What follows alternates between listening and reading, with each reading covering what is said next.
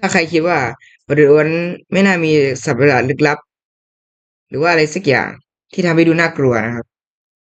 จริงๆมันมีแล้วนะครับแล้วผมก็จะพูดถึง V0ID นะครับเขามายังไงเขากำเนิดมายังไงและเขาต้องการทำอะไรนะครับซึ่ง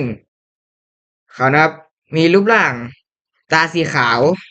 แล้วก็ตัวดำทั้งตัวฮะ เมื่อวันที่31ตุลาคมปีพปีคศ2022อาเธอร์ผู้พัฒนาเกมบอทได้เพิ่ม Entity ชื่อ Plot Entity 09เข้ามาในเกมเป็น Easter Egg สำหรับวันฮาโลวีน Entity ตัวนี้มีจุดประสงค์เพื่อสะกดรอยผู้เล่นเมื่อไม่มีผู้เล่นคนอื่นอยู่ในระยะ15บล็อก Plot Entity 09ถูกสร้างขึ้นมาเพื่อทำให้ผู้เล่นตกใจในแบบที่ไม่มีใคร แบบที่ไม่เป็นอันตราย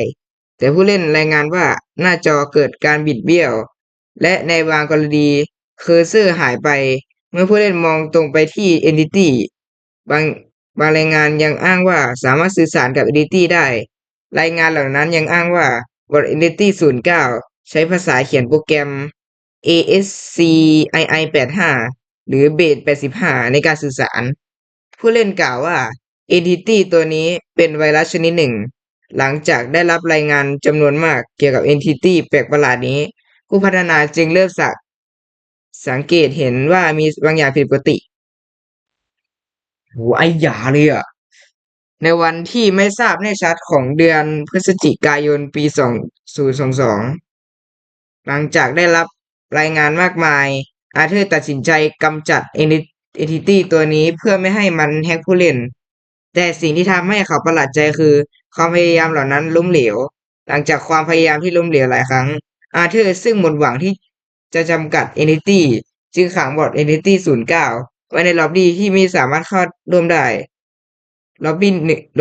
1-1วี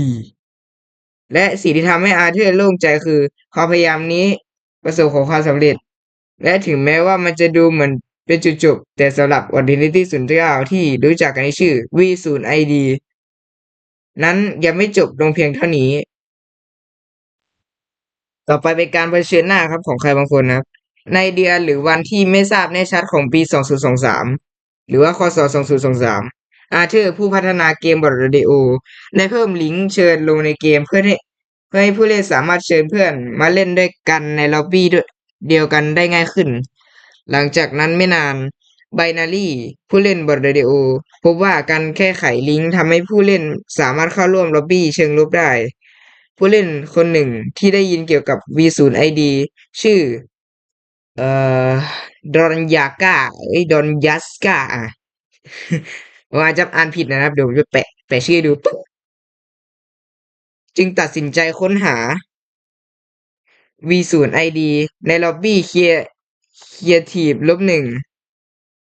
หลังจากสำรวจไปสักพักดอนยัสกาได้ทำผิดหลายพลาดครั้งใหญ่โดยการขุดลงไปในความว่างเปล่าของล็อบบี้เชิงลบนี้ การกระทำนี้ทำให้เขาปลดปล่อย V0ID ออกมาจากการถูกกักขังและเผชิญหน้ากับ V0ID ดอนยัสกาจ้องมองไปที่สิ่งมีชีวิตนั้นโดยตรง ซึ่งทำให้มันทำงาน มันกลายเป็นร่างเป็นสิ่งมีชีวิตที่ผิดรูปที่มีหนวด และเคอร์เซอร์ของดอนดอนยัสกาหายไป จากนั้นหมายเลขล็อบบี้เปลี่ยนเป็นนานซึ่งหมายถึงไม่ใช่ตัวเลข และเกมโหมดก็มืดลง ก่อนที่เกมจะล่มดอนดอนยัสกาได้ถ่ายภาพหน้าจอของสิ่งมีชีวิตที่น่ากลัวนั้นไว้ได้ และนั่นจะเป็นการพบเห็น V0ID ครั้งสุดท้ายที่เปิดเผยต่อสาธารณะ หลังจากเหตุการณ์นี้ ผู้เล่นบอร์ดเรดิโอได้แชร์ภาพหน้าจอไปทั่วอินเทอร์เน็ต และผู้คนต่างต้องการทราบข้อมูลเพิ่มเติมเกี่ยวกับสิ่งมีชีวิตลึกลับนี้ ดอนยัสกาเองก็เริ่มบันทึกข้อมูลเกี่ยวกับสิ่งมีชีวิตลึกลับนี้หลังจากที่เขาได้พบเจอการดาวน์โหลดปริศนา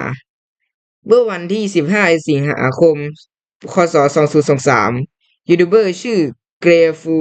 ได้อัปโหลดวิดีโอชื่อ The Void is Coming for You ในตอนท้ายของวิดีโอจะมีรหัส QR ปรากฏขึ้นซึ่งนำไปยังวิดีโออีกเรื่องหนึ่งเกี่ยวกับ V0ID เช่นกันวิดีโอเหล่านี้ถูกลบไปอย่างลึกลับแต่เหตุการณ์นี้เป็นจุดเริ่มต้นของเรื่องราวลึกลับของเกี่ยวกับสิ่งมีชีวิตลึกลับยิ่งกว่านั้น เมื่อวันที่ 18 สิงหาคม คศ 2023ยูทูบเบอร์ฟลูอะไรนะฟูกาทอนพีเคอ่ะผมอ่านอย่างนี้แล้วกัน ได้อัปโหลดวิดีโอชื่อ ดูให้จบถ้าคุณเป็นแชท วิดีโอนี้เป็นการเล่นเกมปกติ แต่ก็มีรหัส QR ปรากฏขึ้น พร้อมกับภาพของ V0ID หลังจากนั้นก็มีวิดีโออีกตัวถูกอัปโหลดชื่อ Speed Run เพื่อตายใน Q Warfare และอัพวิดีโอนั้นก็มีรหัส QR เช่นกัน รหัส QR code จะปรากฏขึ้นในวิดีโอของ f r o g a t i o n เป็นระยะ และเช่นเดียวกันกับวิดีโอของ Clearful ยูทูบเบอร์ทั้งสองอ้างว่าเป็นเพียงบั๊กขณะตัดต่อวิดีโอรหัส QR code แปลกๆเหล่านี้ ให้ข้อมูลเพิ่มเติมเกี่ยวกับสิ่งลึกลับนี้ ผู้เล่นเริ่มค้นหา V0ID ในล็อบบี้เชิงลบ และโพสต์เกี่ยวกับเรื่องนี้บน YouTube Discord และ Reddit กิจกรรมทั้งหมดนี้ดึงดูดความสนใจของยูทูบเบอร์ชื่อดังหลายคน ต่อไปความนิยมของมันแล้วนะครับ เมื่อวันที่ 16 ตุลาคม คศ 2023ยูทูบเบอร์ชื่อสุดิฟอร์ม YT ได้อัพได้โพสต์วิดีโอชื่อตำนานของ V0ID ในบรอดดิโอในวิดีโอสุดิฟอร์ม YT สำรวจล็อบบี้ฝั่งลบ และถอดรหัสข้อความที่เข้ารหัส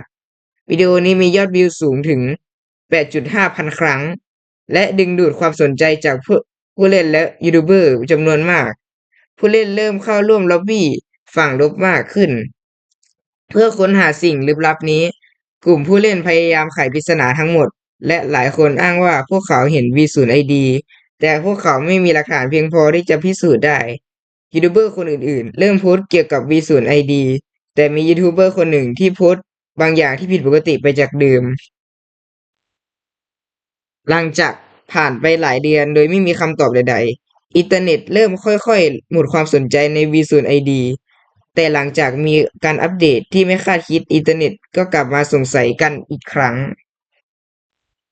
โอเคต่อไปจะเป็นการอัปเดตที่ไม่คาดคิดนะผม เมื่อวันที่ 12 กันยายน คศ 2024นักพัฒนาที่ไม่เปิดเผยตัวตน ได้แอบเพิ่มการอัปเดตที่ป้องกันไม่ให้ผู้เล่นเข้าร่วมห้องที่มีพฤติกรรมไม่ดี ผู้เล่นต่างสงสัยว่าทำไมถึงมีการเพิ่มอัปเดตนี้เข้ามา และยังมีคำถามมากมายที่ยังไม่ได้รับคำตอบ โอเคผมนี่ก็จะเป็นข้อมูลปัจจุบันนะครับ และเมื่อและตอนอดีตคือมันแบบยังเยอะมากเลยนะข้อมูลแต่ตอนนี้มันลบไปหมดแล้วครับ ก็ปัจจุบันก็มีอยู่แค่นี้ครับข้อมูล ผมก็หาได้ไม่มากแล้วครับ